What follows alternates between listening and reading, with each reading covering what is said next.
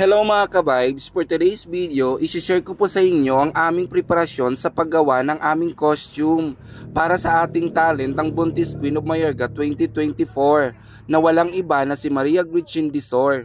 Siya po ang ating representative ng Barangay Leverte para sa Buntis Queen na kung saan siya din po ang nag-uwi ng corona bilang Buntis Queen of Mayorga 2024 at siya din po ang napiling Best in Talent at Amber Choice Award. Ang kanyang talent ay Hawaiian dance, kaya po napili namin ang talent na ito para maipakita rin po ang kanyang pagbubuntis o sa laki ng kanyang tiyan, since na ang pageant ay Buntis Queen.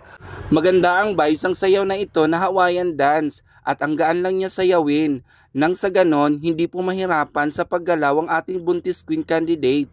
Kailangan din natin isaalang-alang ang sitwasyon ng ating mga kandidata at dapat komportable din po sila sa kanilang gagawin nang sa ganon maipakita pa nila ang kanilang best. Nag-DIY lang kami ng kanyang susuotin na costume para sa talent at sa cultural attire o national costume niya.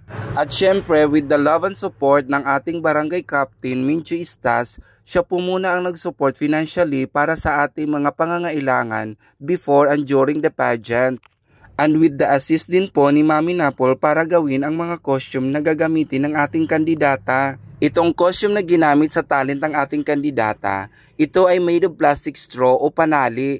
Itinali at hinimay namin sa maliliit.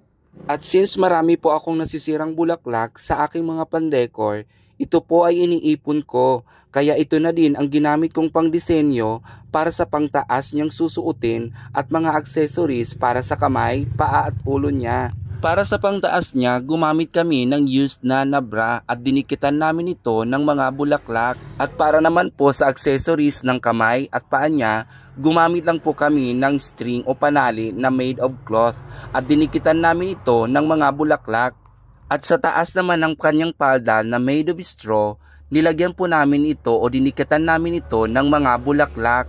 At nang isukat na namin ang kanyang costume para sa kanyang talent, natuwa kami dahil ito ay fit sa kanya. At ito na nga, inaayusan na siya po dito dahil malapit na po mag-start ang pageant. Kaya maraming salamat po sa ating makeup artist from Abuyog. Thank you, sir.